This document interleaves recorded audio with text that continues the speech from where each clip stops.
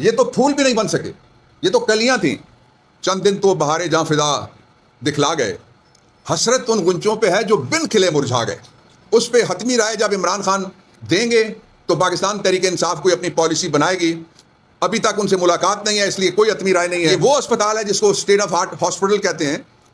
Us state of art hospital کی بتیاں بند کر کے اتنے بڑے سیاسی رہنما کی آنکھ کا علاج کرنے کے لیے ان کو لے جایا گیا۔ اکیلے اکیلے مار مت کھاؤ، یہ آپ کو کاکروچ سے بھی نیچے کی کوئی چیز سمجھتے ہیں۔ سارے بولو، جہاں سے بول سکتے ہو بولو، جتنا بول سکتے ہو بولو، جو بول سکتے ہو اپنے وطن کے لیے، اپنے لوگوں کے لیے وہ بولو۔ Be counted.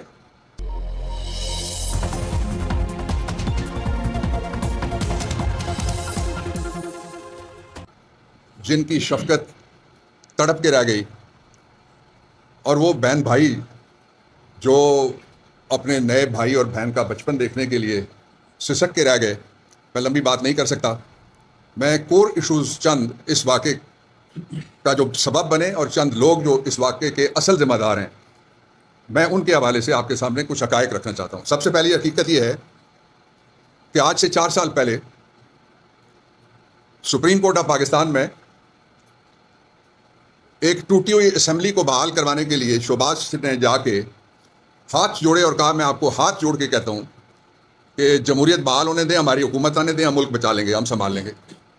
4 سال میں آپ گواہ ہیں جتنی عوام کے حوالے سے غفلت، مجرمانہ غفلت، بے رحمانہ غفلت، ظالمانہ غفلت اور ظالمانہ بے رحمانہ طاقت جو پبلک کو دبانے کے لیے استعمال ہوئی ہے، اس کے ساتھ یہ پروپیگنڈا کیا گیا کہ ہمارے سوٹ دیکھو، ہمارا بوٹ پالش کرنا دیکھو، اور اس طرح پتہ لگتا ہے کہ وہ ملک جس کے پاس ایٹم بم ہے، جس کے پاس میزائل ہیں، جس کے پاس جہاز ہیں، جس کے پاس ٹینک ہیں، جس کے پاس توپیں ہیں، اور اسلام آباد کے اندر 10-11 قسم کی پولیس ہے، اس سارے سسٹم کو ہاسٹیج بنایا ہوا ہے چند لوگوں نے، اور اس ہاسٹیج کی اب یہ حالت ہے کہ وہ اپنے بچوں کو بھی نہیں بچا سکتے۔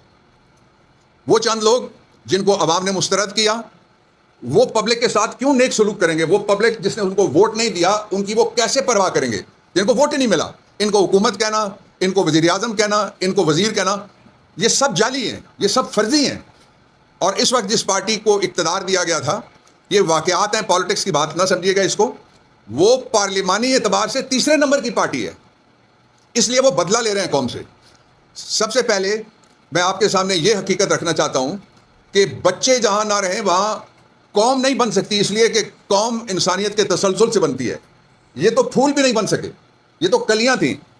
پھول چند دن تو بہارے جاں فضا دکھلا گئے، حسرت ان گنچوں پہ ہے جو بن کھلے مرجھا گئے۔ اور اس کی ذمہ داری صرف 2 لوگوں پہ آتی ہے۔ ایک شوباز پہ آتی ہے جو اپنی شوبازی کے اوپر جہاز اڑاتا ہے، پاکستان کی دولت اڑاتا ہے، اور جو 12 ارب روپے کا اسٹیٹڈلی جہاز خریدا گیا، وہ ان بچوں کو ان کی جانیں بچانے کے لیے یا کسی دوسری جگہ جانیں بچانے کے لیے ایک دفعہ بھی اعلان کے باوجود استعمال نہیں ہوا۔ وہ کبھی شادیاں، لوگوں کو پتا ہے کس کی شادی ہے لنڈن میں، اس کے لیے استعمال ہوتا ہے، اور کبھی زکام ہو جائے تو اس کا علاج پیرس میں کرواتے ہیں، اور اگر کبھی حلیہ ٹھیک کرانا ہو تو پھر کسی دوسرے ملک میں چلے جاتے ہیں، اس کے لیے وہ جہاز استعمال ہو رہے ہیں۔ یہ انتہائی فرسودہ اور بیہودہ نظام لایا گیا ہے، جس کا انتہائی خوفناک نتیجہ اور نتائج مسلسل پاکستان کے جوان تو بھگت رہے تھے، جنریشن زی تو بھگت رہی تھی، اب معصوم کلیوں نے اور ان کھلے پھولوں نے بھی بھگتا ہے۔ اس لیے سب سے پہلے شہباز شریف کو استعفیٰ دینا چاہیے، معافی مانگنی چاہیے قوم کو، اور ان خاندانوں کو فوری طور پہ تسلی تب ہوگی، تشفی تب ہوگی جب ان کی خواہش کے مطابق، ان کی کہنے کے مطابق، آپ نے دیکھا وہاں کیا ہوا، میں جو رپورٹڈ فیکٹس ہیں ان کے اوپر میں نہیں جانا چاہتا، اس کے مطابق جو کارروائی ہے وہ کرنی چاہیے۔ ہمارے کہنے یا کسی اور کے کہنے کے مطابق کارروائی نہیں کرنی چاہیے، ان کی تسلی ہونی چاہیے۔ اور تسلی اور تشفی کا پہلا قدم یہ ہو سکتا ہے کہ ان کو فوری طور پہ کم از کم 10-10 کروڑ روپے معاوضہ دیا جائے، اور ان کو تھوڑی سی تشفی ہو۔ یہ پیسے انہی کے ہیں جو ماچس وہ خریدتے ہیں، جو تیل وہ خریدتے ہیں۔ یہ ملک وہ ہے جس میں غریب کے بچے کا خون سستا ہے لیکن پیٹرول مہنگا ہے، جس میں انسانی جان کی کوئی قیمت نہیں ہے، اور ان کے سوٹوں کی قیمت اور ان کی ماڈلنگ کی قیمت وہ پورے پاکستان کے خزانے کا اکاؤنٹ نمبر 1 اس سے ادا ہو رہی ہے. دوسری بات, ان دنوں بہت شور مچایا جا رہا ہے, اس پہ حتمی رائے جب عمران خان دیں گے تو پاکستان تحریک انصاف کوئی اپنی پالیسی بنائے گی. ابھی تک ان سے ملاقات نہیں ہے, اس لیے کوئی حتمی رائے نہیں ہے. جو صوبے نئے ہیں, لیکن ایک صوبے میں اگر پچھلے دروازے سے چور بٹھانا ہے, ڈاکوؤں کا نظام لانا ہے, اگر وہاں 5 ٹکڑے ہو گئے تو ڈاکو 10 ہو جائیں گے, اور جعلی الیکشن 1 کی بجائے 10 ہو جائیں گے. اس لیے سب سے پہلے کرنے والا کام یہ ہے کہ پاکستان میں صحیح معنوں میں جس نے ووٹ لیا ہوا ہے اس کو نکالا جائے, اور اس کے ساتھ جو ظلم کیا جا رہا تھا یہ تو اللہ کی پکڑ میں آ گئے کہ ایک پتہ لگا کہ جس مرض کے علاج کے لیے عمران خان کو لے جایا گیا اس کی تو مشین 2 سال سے نہیں چل رہی, اور یہ وہ اسپتال ہے جس کو اسٹیٹ آف آرٹ ہاسپٹل کہتے ہیں. اس اسٹیٹ آف آرٹ ہاسپٹل کی بتیاں بند کر کے موم بتی کی روشنی میں اتنے بڑے سیاسی رہنما کی آنکھ کا علاج کرنے کے لیے ان کو لے جایا گیا, اور جھوٹ بولا گیا پوری قوم سے. سپریم کورٹ آف پاکستان سے بھی جھوٹ بولا گیا. اس لیے فوری طور پہ جس کام کی ضرورت ہے وہ یہ ہے کہ یہاں لوٹے ہوئے ووٹ کے اوپر جب تک قائم ہونے والا نظام رہے گا, نہ کوئی ادارہ, نہ کوئی صوبہ, نہ کوئی پرانا صوبہ, نہ کوئی نیا صوبہ اس کو درست کیا جا سکتا ہے. اور یہ ہماری رائے نہیں ہے, یہ کیبنٹ کے ایک سینئر ممبر کی رائے ہے کہ یہ نظام ہوا میں اڑ چکا ہے, یہ کولیپس کر چکا ہے. یہ صرف ہماری رائے نہیں ہے. تیسری بات بہت ضروری ہے, وہ بات یہ ہے کہ کیا پاکستان کے اندر غریبوں کی صحت کوئی ترجیح ہے؟ کیا کوئی بتا سکتا ہے کہ کتنے % بجٹ ایک ہاسپٹل, اس کے چند ڈاکٹرز کی بات نہیں ہے, یہ نظام کی بات ہے. اور اس نظام کے جو بینیفیشری ہے سب سے بڑا آل شریف ہے, اور اس کا جو اس وقت سب سے بڑا آگے فرنٹ مین ہے وہ شہباز شریف ہے. شہباز شریف کی بھتیجی ہے مریم. اس لیے وہ جواب دیں قوم کے سامنے. اس وقت جو ایک بیوروکریٹ کو بلی چڑھانے کے لیے اس کو آگے کیا گیا ہے, اس کا ذمہ ہاسپٹل چلانا نہیں ہے, ایگزیکٹو ہیڈ کا ذمہ ہے سارے اداروں کی خبر رکھنا, اور پوری کابینہ بھی اس کی ذمہ دار ہے. کسی کو کوئی مفر نہیں ہے.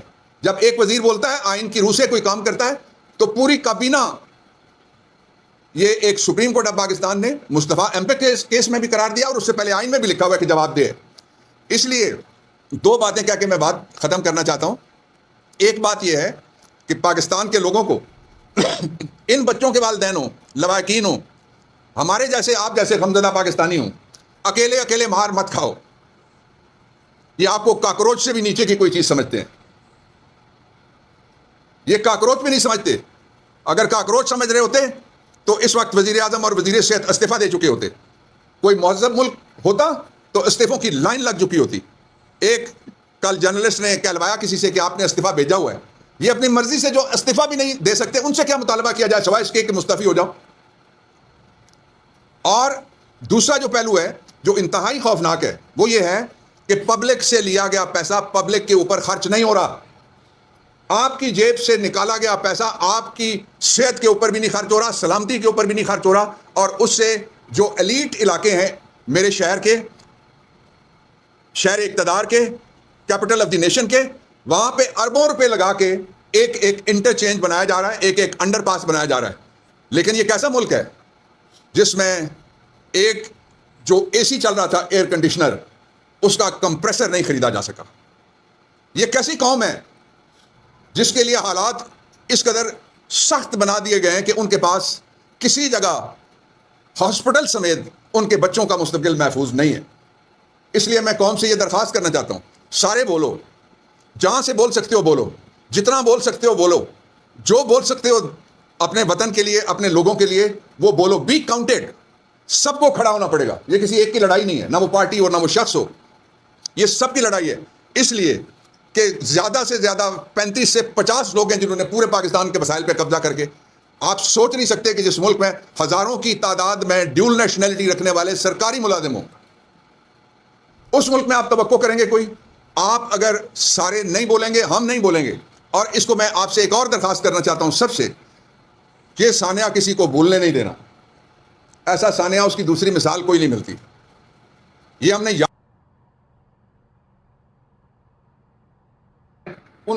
پہ میں صرف اتنا ہی کہہ سکتا ہوں کہ وہ دوڑے, وہ چیخے, وہ بولے.